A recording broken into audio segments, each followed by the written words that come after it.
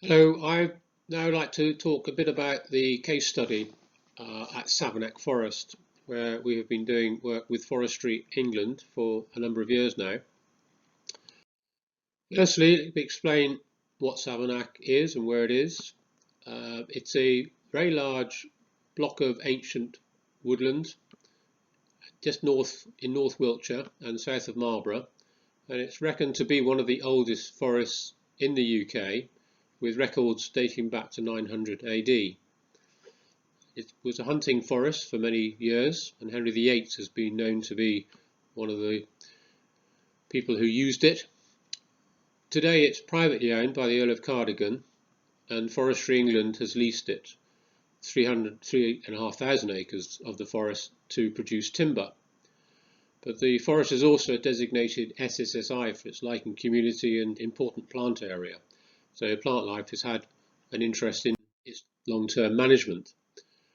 And to do that, lichen surveys have been carried out in order to try to establish where the most demanding and specialist or rarest lichen happen to be in the forest. And this has covered the whole of the 3,500 acres.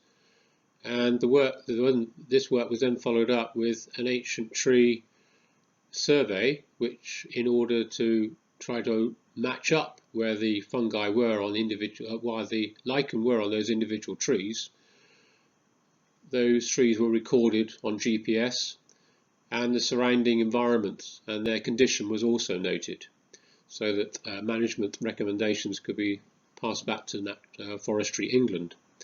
And 4,500 trees were recorded, living trees, as well as 400 dead, standing and dead trees.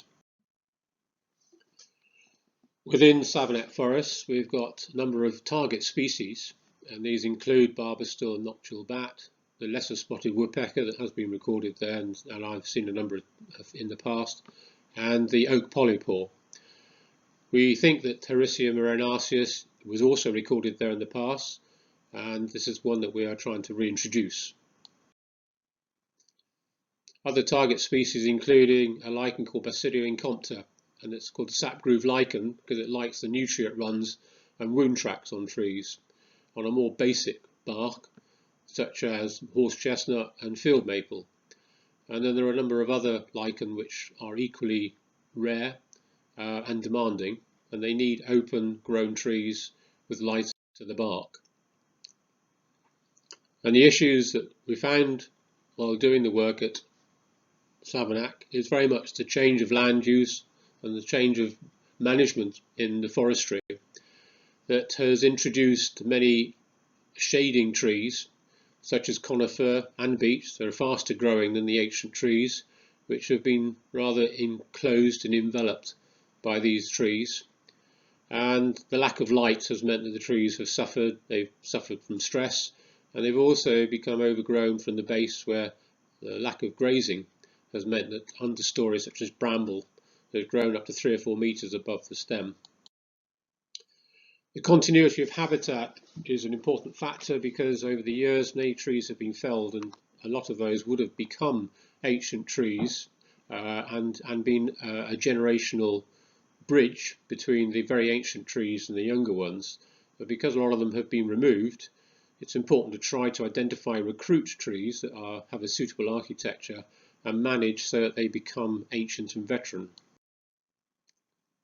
Habitat fragmentation and the loss of that habitat is also a factor around the outside of Savernake Forest, where there's a large arable piece of land which has rather isolated much of the forest from other woodland, and it's also potential development has gone on, which is meaning that that land is being lost that was originally grassland and was probably good habitat adjacent to the forest.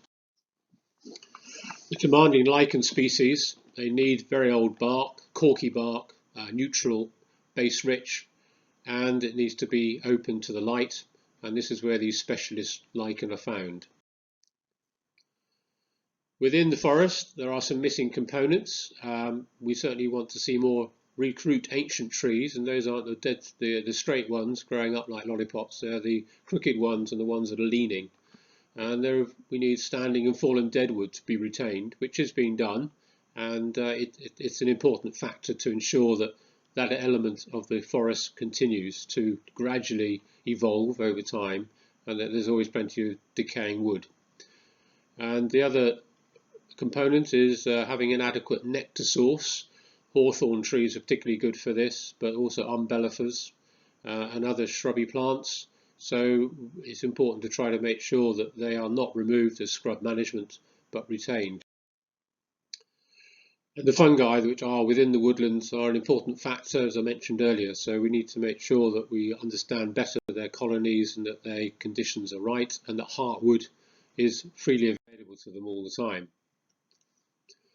Some of the other work that we've done to address these issues of concern is to try to retain certainly the trees that have got the demanding lichen on them, increasing the amount of light that might be around them, but also pollarding nearby trees to increase light levels and also create the right habitat for those lichen to move on to.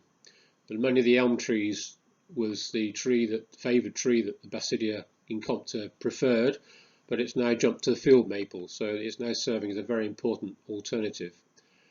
And in other places, veteranizing of trees has been done where the stem has been wounded, cavities have been created in order to introduce decay sooner into younger trees.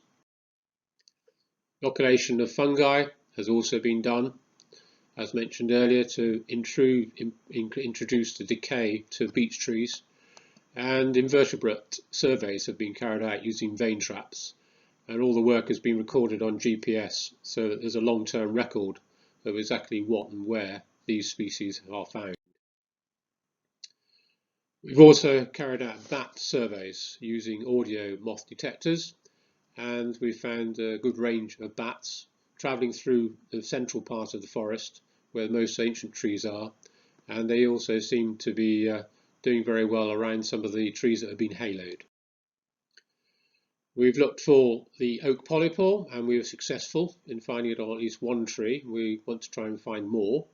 You can see how difficult it is to identify these, because the one on the left is oak polypore, and the one on the fungi on the right, growing in very much a similar situation, is chicken of the woods, as it's just started to grow. So it's not always easy to identify them easily. And as time goes on, building resilience into the forest is key to ensure that this ancient forest, which is a very, very specialist environment, is maintained in the long term and that appropriate management is implemented. So it's good that Forestry England are taking this on board and have recently done a much halo working, as well as introducing grazing back into much of the forest, which is all welcome news. So thank you very much for listening, and if you have a chance to go to Savernake, it's certainly well worth a visit.